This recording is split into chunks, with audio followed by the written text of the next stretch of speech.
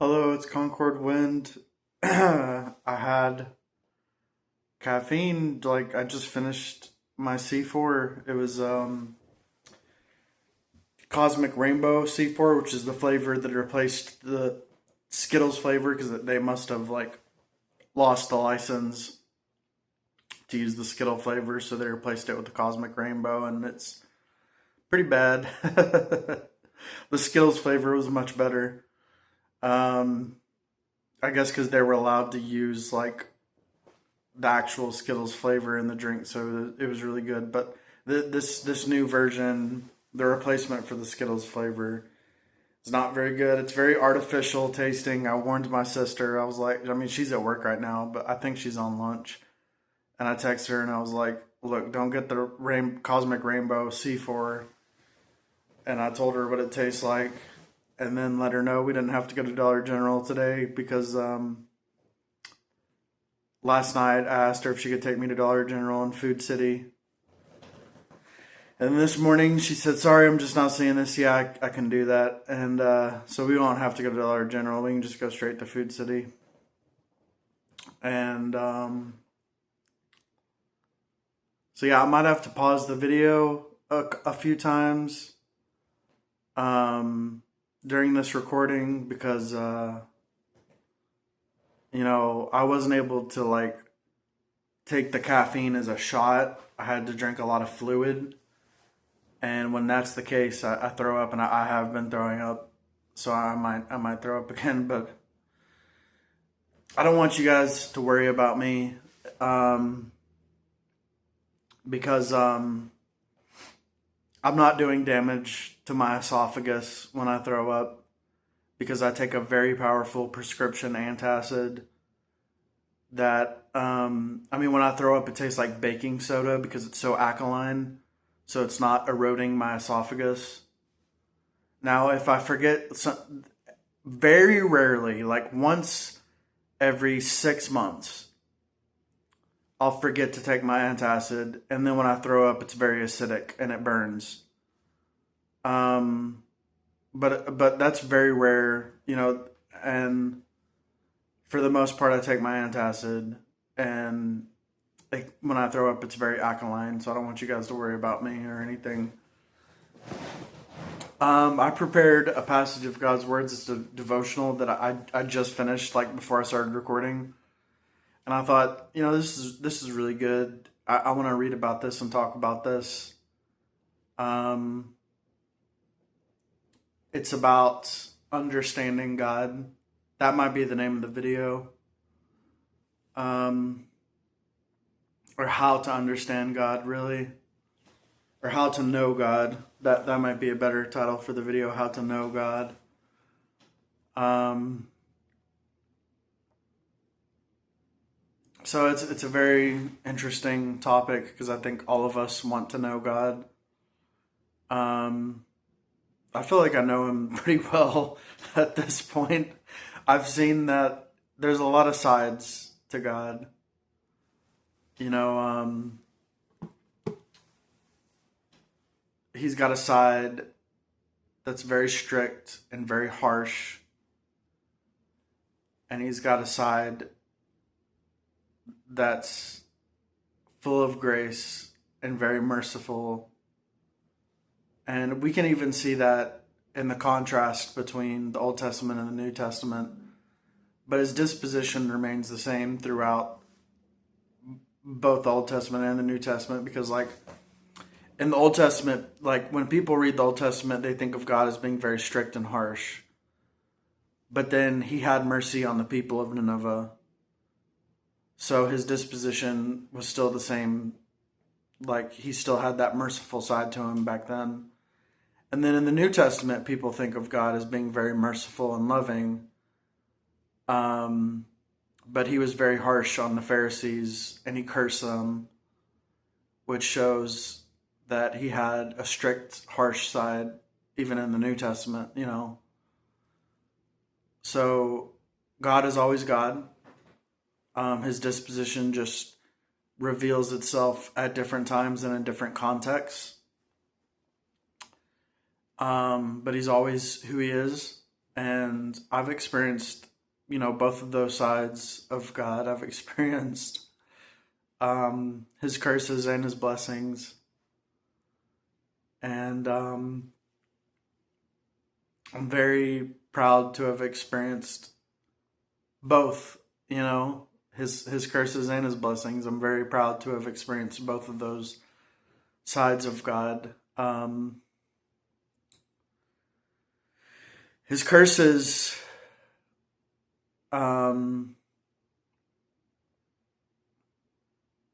his blessings too. I was going to say his curses were probably the most beneficial to my life, but his blessings have been beneficial to my life as well. I mean, I'm not sure which is better than the other. I mean, I know I couldn't have one without the other. I would need to have both. And if I had to pick one to have, the surprising answer is I would choose curses. If I could only have one, I would choose curses, because the curses make me mature so quickly and give me so much wisdom and give me so much insight and so much knowledge of myself and the contrast of myself and God, and how small and insignificant I am compared to God, how God is so big and so great and so wonderful, and I'm just this tiny creature created by God that loves him with all my heart. And and God loves mankind, and his love is vast and as vast as the ocean, and as deep as the ocean. His love is vast and deep, and his love is profound for sure, because he sorry, my back's itching. He loves mankind, but his righteous disposition does not allow for his love to be a complete love until, certain requirements are met, certain criteria has to be met for his love to be complete. They say, people say that God's love is unconditional, and that's true for just his love in general. But as far as his specific, what's the word I'm looking for? He has an exclusive love too. He has an unconditional love, and he has an exclusive love. His unconditional love is the love that's in his heart for the creatures that he created. And it is because of his unconditional love, and because of his position and responsibility as the creator, that he provides for all creatures on earth. And then his exclusive love is his preference for honest people, right? He loves honest people. That's an exclusive love. He loves everybody to an extent, and that's the unconditional part. But then going a step beyond his unconditional love is his exclusive love, which is reserved for honest people. And it takes a lot to be honest. I mean, you have to be a good person to be honest. Being honest encompasses a lot more than just the human definition of honesty. Because if a bad person is honest about the bad things they do and they don't change, that doesn't necessarily make them an honest person. Because if they were honest, they'd be honest with themselves, and they would honestly assess their actions and realize they're wrong, upon self-reflecting, and they would cease those actions, and they would make progress and become a better person if they're really honest. You know that a bad person isn't really honest because they never change. An honest person changes and improves and becomes a better person every single day. You know? And so that's a big discrepancy between like the human definition of honesty and then like God's definition of honesty as I understand it, and I'm explaining it right now. You know, if you're honest, and I need to tell Devin this. I forgot this phone doesn't have a SIM card in it, so I can't text him. I was going to text him from that phone, and I forgot it doesn't have a SIM card in it. Without further ado, let's read God's words.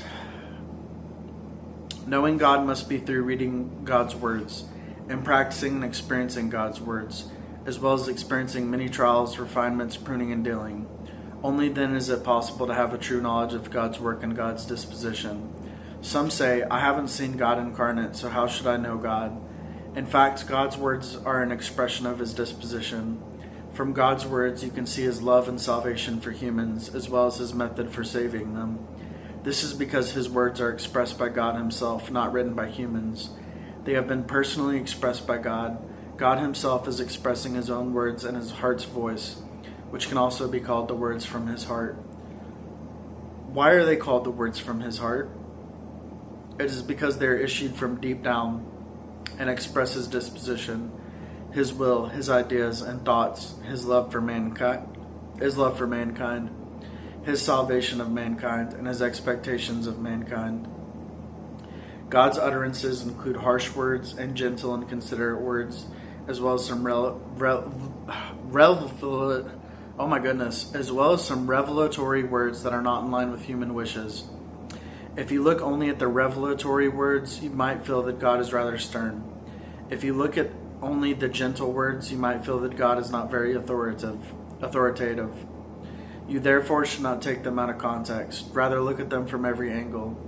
Sometimes God speaks from a compassionate perspective, and then people see his love for mankind. Sometimes he speaks from a very strict perspective, and then people see that his disposition tolerates no offense, that man is deplorably filthy, and is not worthy of seeing God's face or of coming before him, and that they are now always allowed, and that they are now allowed to come before him is purely by his grace. God's wisdom can be seen from the way he works and in the significance of his work. People can still see these things in God's words, even without any direct contact with him. When someone who genuinely knows God comes into contact with Christ, their encounter with Christ can correspond with their existing knowledge of God. However, when someone who has only a theoretical understanding encounters Christ, they cannot see the correlation. The truth of God's incarnation is the most profound of mysteries. It is difficult for man to fathom.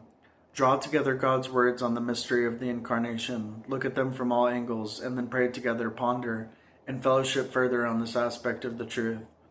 In doing so, you will be able to gain the enlightenment of the Holy Spirit and come to understand. Because humans have no chance of having direct contact with God, they must rely on this kind of experience to feel their way through and enter a little bit at a time, if they are to ultimately attain true knowledge of God. Amen.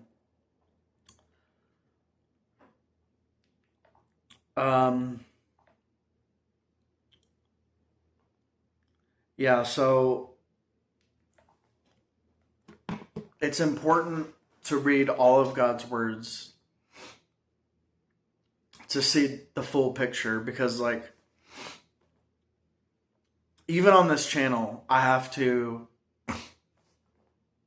after I've read certain like passages of God's words, I have to explain, okay, well, this may say this, but there's another passage, perhaps in another book, or, you know, earlier or later in the same chapter, in the same book or whatever, there's another passage out there somewhere that says this, and I'm able to recite it from memory. And the reason why I do that is to provide full context, because it's very easy to take God's words out of context. Very easy to do that. And so it's very important that you don't do that by reading all of God's words.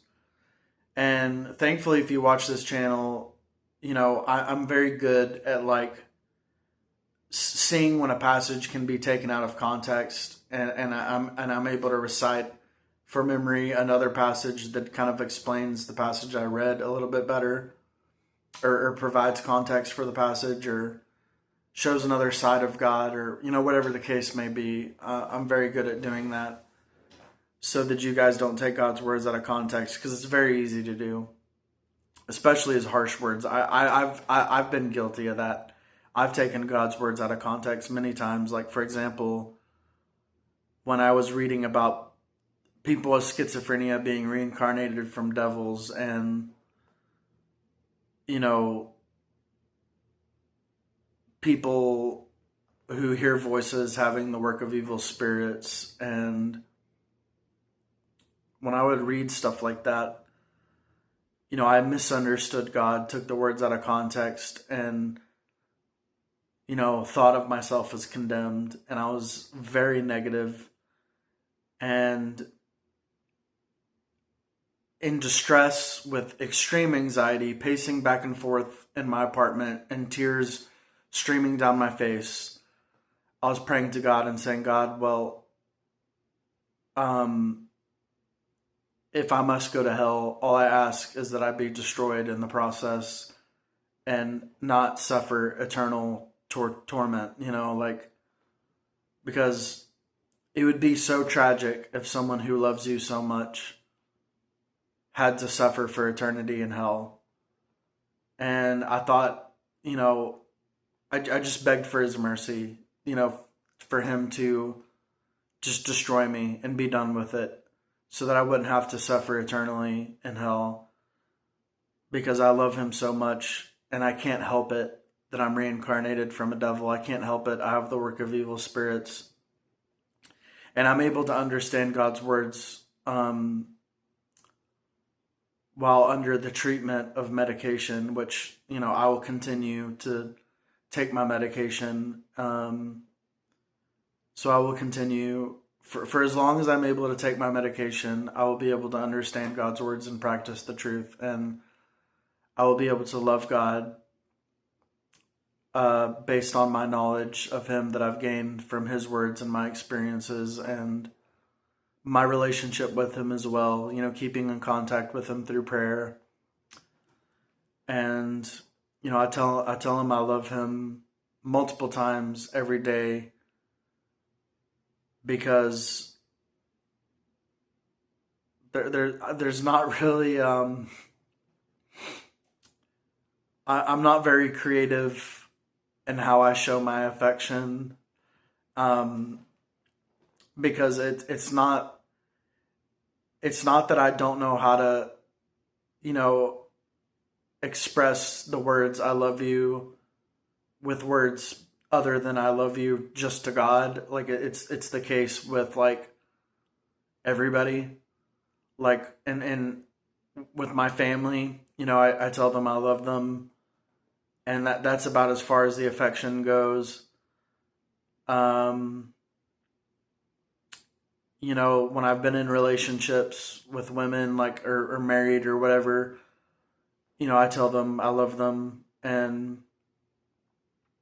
or I told them I love them, and, like, that was pretty much as far as my affection would go. And so, of course, like, I'm not just singling God out and like only have I love you to say to him. Like, it's like that with everybody that I care about. But it's just how I show my affection, which is like, I mean, there's other ways I can show affection for like an actual person. Like, I'll cook. I've cooked for my family, and that's one way I show affection without saying I love you. I just cook for them, and I would love to cook for God. I've told him that many times. I'm like, I'd love to cook with you. Hand holding, I would love to hold God's hand. That's a way I show affection. Hugging, I love hugging. That's a way I show affection. But as far as words go, which is pretty much all I can do with God, all I can say is I love you.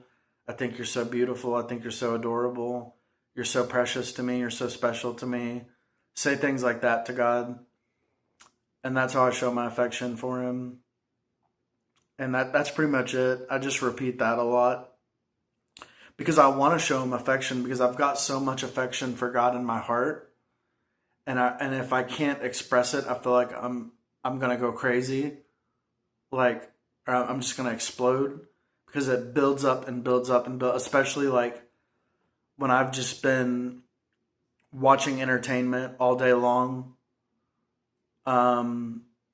Let's say I made a 30-minute video in the morning and then watched entertainment for a couple hours, went to the gym, came back, did my devotional, prayed, maybe. I usually pray at night. I usually don't pray that early, but let's just say I prayed because sometimes I do pray midday, especially if I'm reminded to pray. And go back to entertainment until like bedtime, and then like all that built up, like staying in contact with God for that amount of time, for that many hours. Like I miss him so much, and it builds up, and I just want to show him affection. So when I finally do talk to him, I'm just like, I just gush over him. I'm just like, I love you so much, God. You're so beautiful and adorable. It's so special to me. And, and I even say it in a very sweet voice that I'm too embarrassed to use on video. But I use a very sweet voice with God when I talk to him because he is very special to me. And it's not the same as talking to another person. I talk to God very differently than I talk to anybody else. I don't talk to anybody the way I talk to God. Because God is very special to me. He is the creator, and I treat him with the utmost respect, and I defend his dignity in my thoughts. Whenever Satan sends me thoughts that challenge God's dignity, I defend God's dignity, and I defeat those thoughts. I counter those thoughts. Because I respect God's dignity. I love God's dignity. I really do. His dignity is so beautiful. It's incredible. His dignity is incredible because his dignity is always preserved. And his dignity doesn't necessarily need to be defended.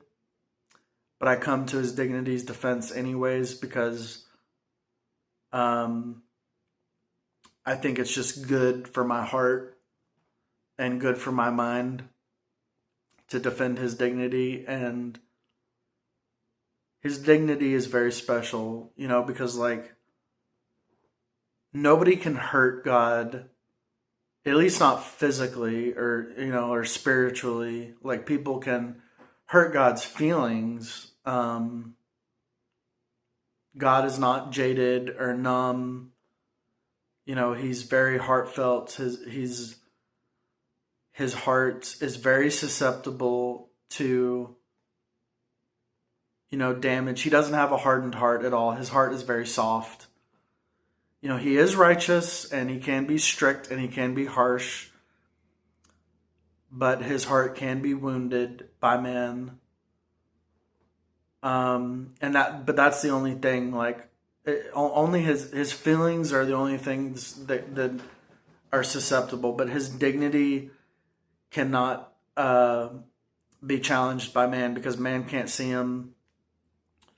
God is invincible. God is eternal. God is omniscient. God is omnipresent. He is the creator. He's the master of the universe. He is dignified in every way. And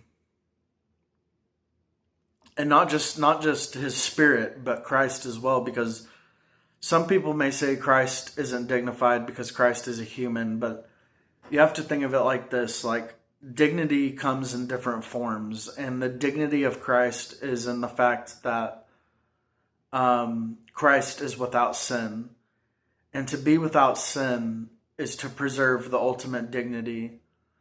Well, not the ultimate dignity, but like the highest dignity that a human can achieve, Because once man has sinned, he has lost his dignity.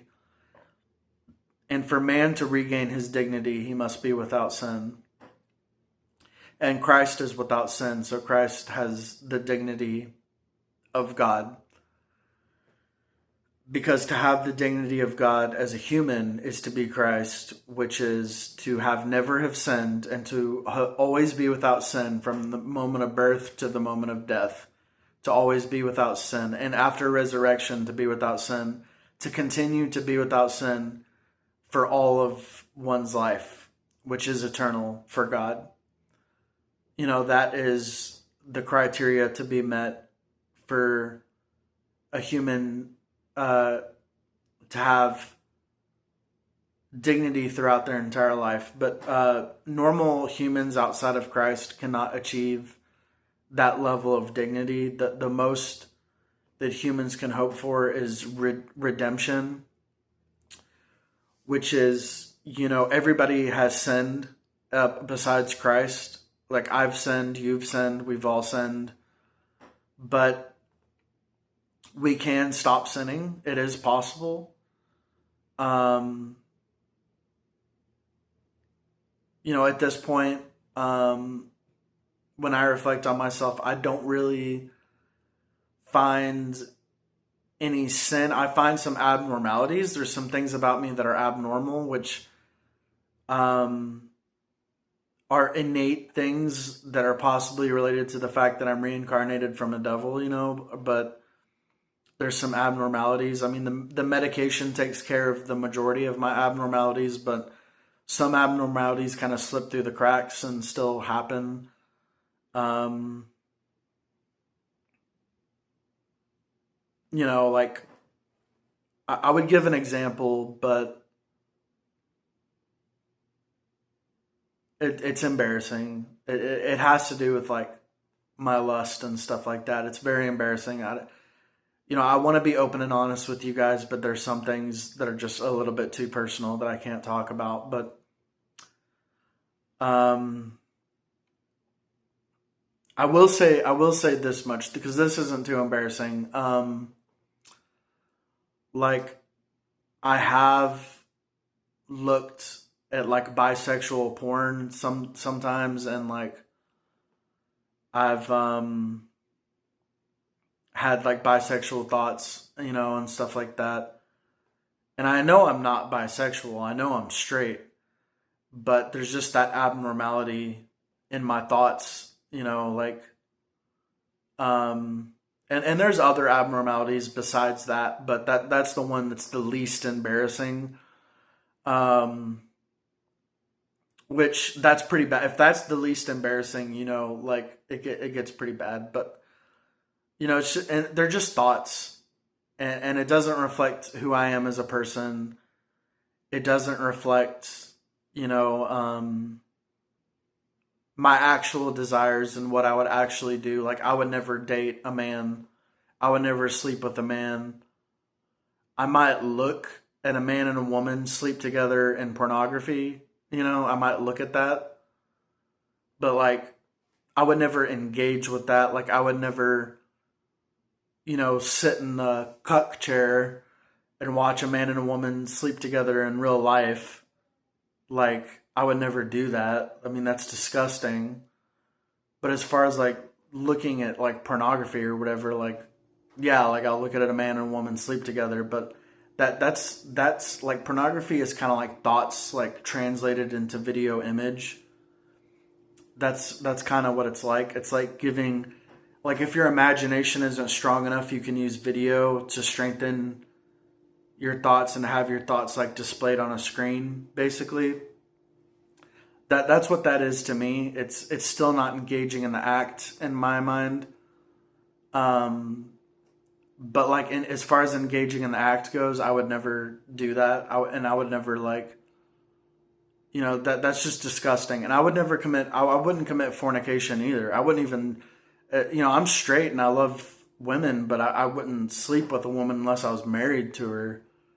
You know, like that. So, like, I have boundaries. There's lines I won't cross. I'm more lenient, I'm more relaxed on my boundaries when it comes to like pornography or thoughts or whatever. I'm more relaxed. I'm not as lenient. But when it comes to actual acts, I'm a lot more strict, you know? Um Anyways, what was the point of me talking about this? Oh, it was about sin. So yeah, I've found abnormalities within myself when I've reflected on myself, but I haven't found any sin because God has done so much work on me and changed my disposition, and I've been redeemed. I can't find sin in myself anymore. Like another abnormality is like my vaping, my smoking. That's abnormal. It's not necessarily a sin, but it is abnormal. And because like humans were not created by God, God didn't have the intention to create humans to smoke or vape. Like God created humans with the intention that they would drink, eat, drink water, eat food, sleep, shower, bathe, whatever's available depending on the age. Like if it's like the 1800s, I guess people would bathe, not shower. And then, use the bathroom, of course, stuff like that. Reproduce, get married, reproduce. Like God had certain expectations of man, and he gave man certain instincts. And we all know what those instincts are. We all know what God's purpose in creating man was. It was, he wants mankind to survive. He wants man to be his companions. Just in case you didn't know, I wanted to add that in there. But yeah, so, we all know the normal things that we're supposed to do. We're supposed to survive. We're supposed to eat and drink and sleep and shower and stuff like that. We're supposed to take care of ourselves. We have self-preservation. God gave us self-preservation. Some people rebel against that self-preservation, but it's still there. It's still there,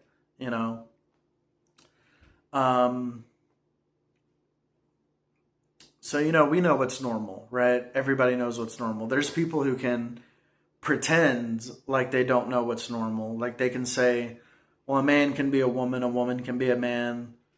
They can pretend like they don't know what's normal, but deep down in everybody's heart, everybody knows that it's normal for a man to be a man, and it's normal for a woman to be a woman. It's not normal for a man to be a woman. It's not normal for a woman to be a man. That's not normal.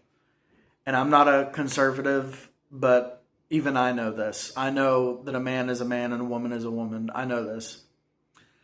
And even with the so-called exception of like hermaphrodites, like those people still have chromosomes, and typically when they have like two sets of reproductive organs, like male and female, like typically only either the male or the female is functional and able to they're able to reproduce, or they can like sleep with someone, and like a child can be conceived through the means of only one of their reproductive organs, not both. So as far as a functional like man or a functional woman, like a hermaphrodite is either functionally a man or functionally a woman. As far as I know, that's just what I know. But like, even if it was the case that both sets of organs were functional or neither of the organs were functional, like even if that was the case, I mean, it would just be like an abnormality and a curse from God. Like it still wouldn't be normal. Like hermaphrodites still aren't normal. We know what normal is. We know that hermaphrodites are not normal. And I'm allowed to say that because I have schizophrenia, and I can say, with 100% confidence, I know schizophrenia is not normal. I've suffered so much from my schizophrenia. I know it's a curse from God. I know it's an abnormality. I know it's not normal. God did not intend for people to have schizophrenia. God did not intend for people to be hermaphrodites. God intended for people to be sane men and women. And that's it. Sane, normal, loving, kind, gentle um, men and women. Like that's what God intended. So we know what normal is. So it's good to make that distinction between sin and abnormalities, because abnormality isn't necessarily a sin. Like it's abnormal to smoke, it's abnormal to have schizophrenia, it's abnormal to be a hermaphrodite, but none of those things are inherently sinful, because like, for one, some of those things can't be helped. Like, some of those things we have no control over. We're just born that way. And so it's not necessarily sinful, it's just abnormal. And abnormalities are still a big deal, because like you can be excluded from the church, like you can be excluded from God's house because of an abnormality. But, so it's still a big deal, but it's not as big of a deal as sin, because like you can still go to heaven with abnormalities, even if those abnormalities don't necessarily change. Like, you can still go to heaven, but like if you're filled with sin, then you can't go to heaven, because sin is not permitted in heaven. So sin is a bigger deal than an abnormality, but an abnormality can still cause you to be excluded from the church. So it's still a pretty big deal too. Like I'm excluded from the church because of my abnormalities. Not, well, specifically my mental illness. That's the abnormality specifically that excludes me from God's house. So yeah. And like smoking isn't a rebellion against God. It's an addiction. I could see maybe smoking being a sin if it's not an addiction. If you smoke for pleasure and you just smoke like every now and then and you're not addicted, like I could see how maybe that could be a sin. But if you're addicted and you wish you never started, and you want to quit, and you've tried quitting but you can't, and it's become something that's out of your control, like in that situation, I don't think it's a sin anymore, because you're not doing it intentionally. And I think intent has a lot to do with what the criteria for whether something is a sin or not. I think intent has a lot to do with it.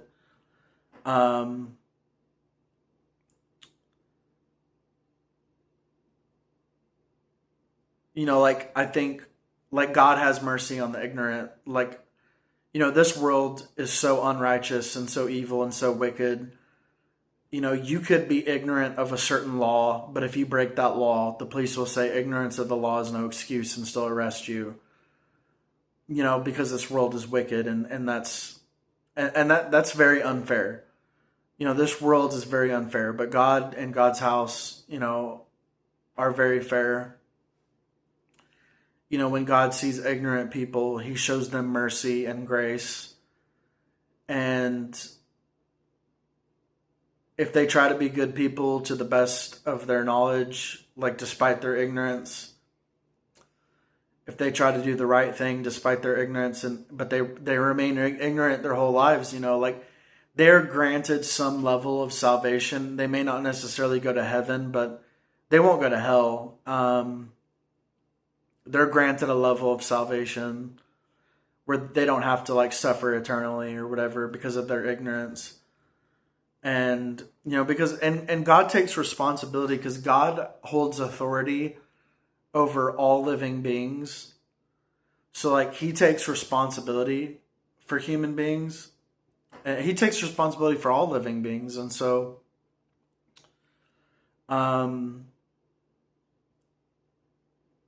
if somebody is ignorant, I don't like to say this, but it means God was not successful in teaching that person, which, I mean, is the person's fault. It's not God's fault. God is never in the wrong. But, God was not successful in like granting someone wisdom or teaching someone wisdom so they wouldn't be so ignorant. And God takes responsibility for that. And so they're granted a level of salvation. God, he's very fair, very righteous, very just. And I'm very thankful he is who he is, because if God was different from who he is, then like I don't even, I can't even imagine that. I can't even imagine God being any different. So I don't even know, like, I would be terrified if God was different from who he is, because who he is perfect. And if he was even a little bit different, he wouldn't be perfect. So like, God is exactly who he needs to be. And I appreciate everything there is to appreciate about God, and I love him so much, and I'm very thankful for him. So yeah, this has been a really good video. I told you guys I'd be more talkative with the caffeine. And the caffeine, I think it helps my brain work better, because I'm able to like, I don't know, it's a lot easier to think and like talk with caffeine, and I'm able to understand things better. Things are more clear to me. I have a much more clear mind under the influence of caffeine. It's like a performance enhancing drug, and so yeah, the videos I do with caffeine are like 90% of the time really good. And I've got a lot of caffeine. So prepare for the next like several videos like to be really good. Like maybe not as good as this one, because my tolerance is very low today, because this was the first day I've had caffeine in a while. And my tolerance was very low, but I'll probably build a tolerance to it, and the videos won't be necessarily as good as this one, but they'll probably be pretty good. So, yeah, so I'll call this video How to Know God. And I hope you have enjoyed it. I hope you've learned something. I hope you've grown, and I hope the best for every single one of you. And if you're suffering right now, endure it for God's sake, and take pride in your suffering. Say, I'm suffering for God. God has given me this burden. He's entrusted me with this burden. He trusts me to suffer this. And I'm suffering this for him. And I'm proud to do so, and I'm honored to do so. That should be your attitude. And if you're very blessed, then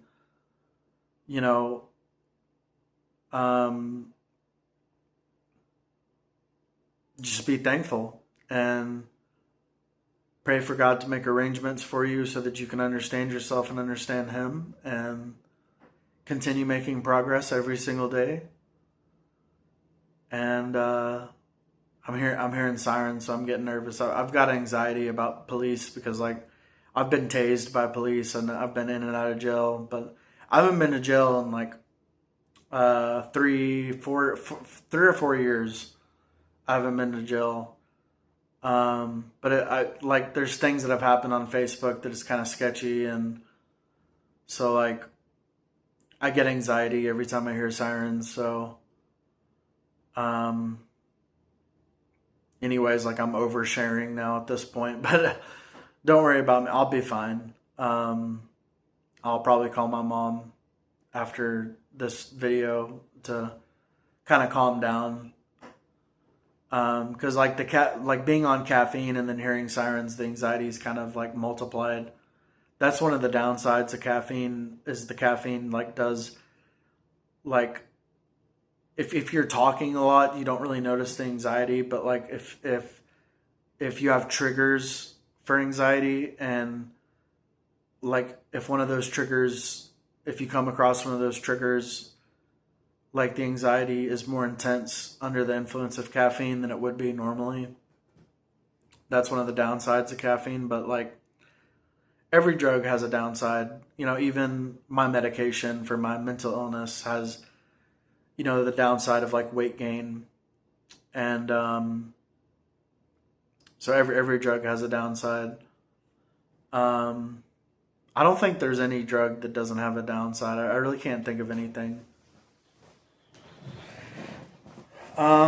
Yeah, so that's it, everybody.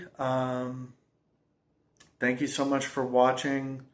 I hope a lot of people watch this because this is some of my best work. Um, and I'm just so thankful to God. I mean, it's not even necessarily my work. It's um, God's work that He's done on me that I'm just sharing. Like, because my knowledge comes from God. It doesn't. It's not something I just learned on my own. I had to read God's words. I had to experience His words. Like I had to, you know, practice the truth. I had to do these. Like I had to follow God and obey Him. So it's not really my work. It's actually God's work, and I'm just cooperating. That's all it is. So, anyways, God bless and goodbye.